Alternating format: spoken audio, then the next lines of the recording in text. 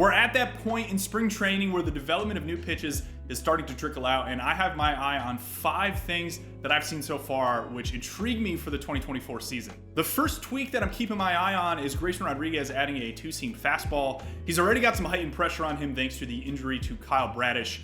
And Baltimore Banner's Andy Koska has the reporting on this, says that he has tinkered with a 2-seam fastball in the offseason. Now, he points out that Grayson isn't entirely convinced this is going to make its way into his in-season repertoire, but I like the adjustment. After returning from the minor leagues last year in July, Grayson traded his cutter usage that he was throwing in the first half for more 4-seam and slider, and he went on to absolutely dominate in the second half.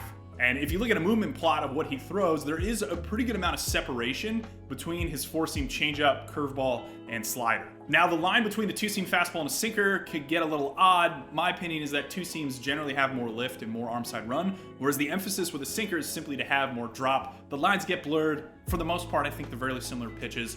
Grayson says he's adding a 2-seam. My assumption here is that it will end up looking more like a sinker. My bet is that he wants to create some vertical separation between his 4-seam fastball and this new pitch, because his 4-seam already has a pretty good amount of arm side movement and lift. My guess is that the new sinker probably sits 96 to 98, where the current 4-seam is right at 98 miles per hour. This sinker is something I would imagine pulls down some of his 4-seam fastball usage to right-handed hitters. He currently throws that 4-seam about 53% of the time, and he had really good results on it, but he likes to kind of toggle between 2 locations with the 4-seam. When he's ahead in the count, he tends to go kind of up away with it for whiffs from right-handed hitters, and when he's behind, he leaks it a bit more inside. If you look at his plots, he does have the ability to throw the changeup to righties down and in, but I like the idea of going with something harder, like this potential sinker, and using that more in the down and in portion against right-handed hitters, specifically when he's behind in the count. Rodriguez had pretty even splits last year between left and right-handed hitters. He was slightly worse versus left-handed hitters, so using this sinker primarily to righties is not something that I think will help him with that split difference, but I don't really mind that. I like the idea of trying to dominate right-handed hitters and just focus on neutralizing contact quality versus left-handed hitters. This is a fun tweak. I hope he takes it into the season.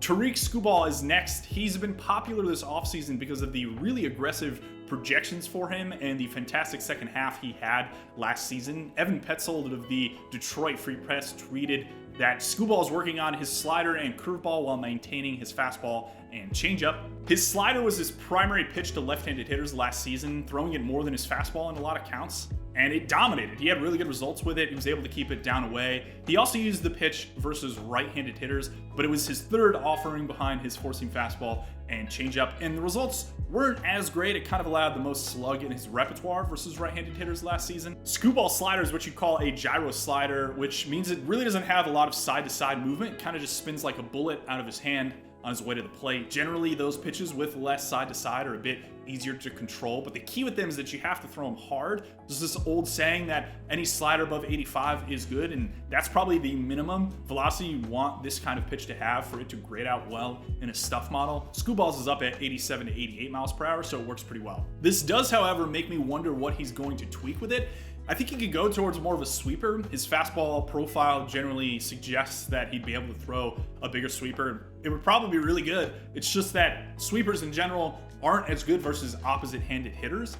So as we talked about his slider being really successful versus left-handed hitters and not as much versus right-handed hitters, my assumption is that his focus would be on figuring out something to have it work better versus right-handed hitters. If he doesn't go with the sweeper, he can either go with option A, which is to add more velocity to the slider, try to get up to like 90 miles per hour, and as a result of that, I bet it would add a bit more backspin, and I think that would make it slightly more effective versus right-handed hitters, even if it sacrifices some of the success of the pitch versus left-handed hitters. If he doesn't do that, what he could try to do is add a bit of sweep to the pitch without making it a true sweeper. Might be hard to do, but that maybe would strike the balance between making it still effective versus lefties and partially more effective versus right-handed hitters. If he decides to go with any of the lateral routes, adding more sweep to the pitch, I do think it puts a bit more pressure on his curveball, which is a really nice segue into the other pitch that Petzold mentioned Skubal's playing around with. That is his curveball. This pitch is 77 miles per hour.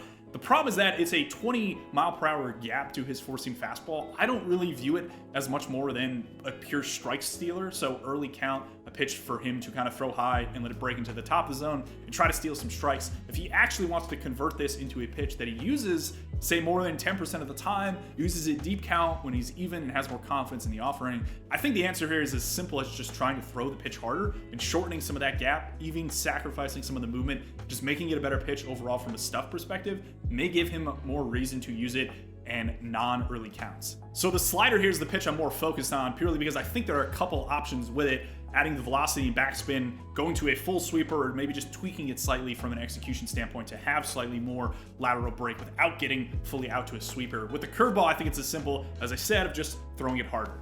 Kodai Senga is our next victim, and he alluded to working on something in a recent presser, which doesn't really help us try to figure out what he's trying to do, but I accept the challenge of trying to place into his repertoire a new pitch. And the first thing you'll notice about his pitch plot is that it is very crowded. He threw 5 to 6 pitches last year, multiple variations between them, and varying usages throughout the year. It's very different than what we looked at earlier in Grayson Rodriguez's pitch plot, which has a lot more separation to it. This makes it slightly more difficult for us to figure out what exactly he's going to do from a new pitch standpoint.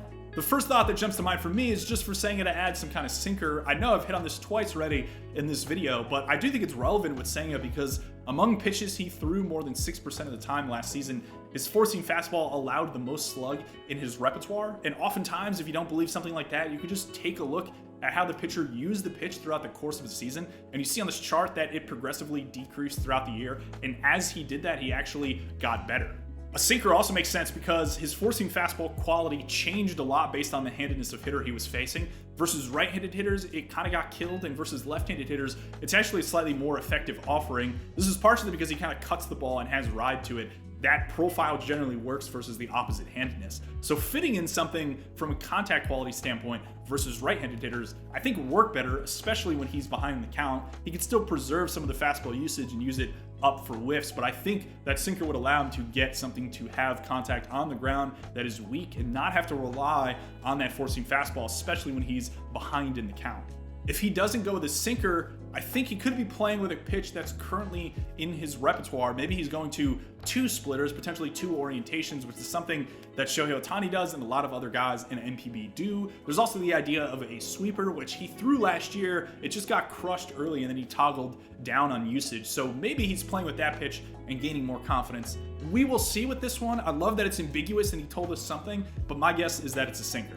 The last guy we're going to talk about is the Royals' Brady Singer, and don't leave this video. I know that he's not an exciting pitcher. He had like a 5.5 ERA last season, but I would argue it is a lot of fun to try to determine which pitcher is really bad in one season and then could potentially make a leap in the subsequent season. We've seen this with guys like Lucas Giolito, who was terrible and then very good between 2018 and 2019. We also saw this with Corbin Burns, who had an 8+ ERA and then rattled off 3 seasons with a sub-3 ERA. So these bad pitchers are fun to analyze, and it's even more fun and difficult to figure out who's going to make that leap when he does not have great stuff, which is the case with Brady Singer. For each of the last 3 seasons, Brady Singer's basically had no interest in throwing anything that wasn't this kind of tight baby sweeper slider he throws and a sinker. He's flashed 4 seams, and specifically he flashed some sweepers, which last year I actually really liked the movement profile of. This thing was like low 80s with 13 inches of sweep. It would grade out as an average to above average pitch and be by far the best thing in his repertoire from a stuff standpoint.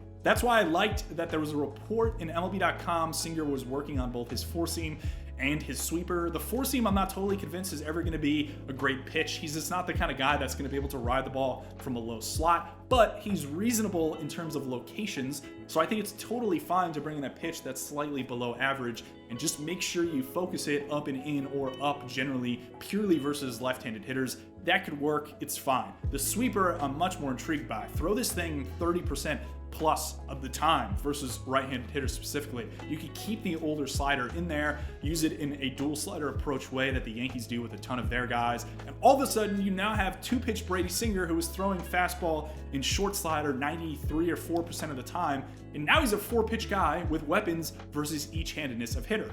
And as I just mentioned, Singer kind of reminds me of all these Yankee pitchers that they've had varying success with. Hayden Wesneski, Michael King, Clark Schmidt, Will Warren coming up through the minors.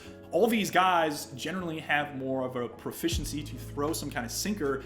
Off that sinker, they have some slider, but then they add a sweeper in get them a four seam, sometimes even get them a curve, and play around some kind of changeup. And next thing you know, you have a guy with 5 pitches who works north-south, east-west, can combat either kind of handedness of hitter, and it kind of comes down to execution as to whether you turn into, say, a Michael King or maybe someone more like a Clark Schmidt or Hayden Wesneski. I like that profile. I think Senga reminds me a lot of those kinds of arms, and I know the Royals have been behind for a while in terms of pitching development, so if we see some strides here, pushing into multiple pitches, looking more like one of these Yankee guys, I think that would bode well for the development of Royal arms generally. He had a 5.5 plus last year, Brady Senga, I get it.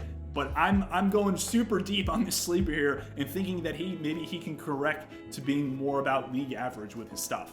For the 5th tweak, I'm gonna make you go to another video because initially I thought I could squeeze it in to this one, but then I thought about it more and I wanna talk about him in a breakout sense. It's Hunter Greene adding both a splitter and a curveball. So I have a video, I'm gonna throw up a card right here to link you out to it so I could talk more about it instead of making this thing into like a 20-minute piece. Hunter Greene, splitter, curveball is a really fun combination and I encourage you to check out that other video. But for now, this is a slightly different format than I normally do. I'm on camera a lot more, you're looking at me a lot more. I'm trying to throw stuff up here. Hopefully it worked from a communication standpoint. I'm just trying out new things. Let me know what you think in the comments, and let me know what you think of any of these tweaks in the comments. As always, I'll be down there chatting it up with everybody. Thank you for watching.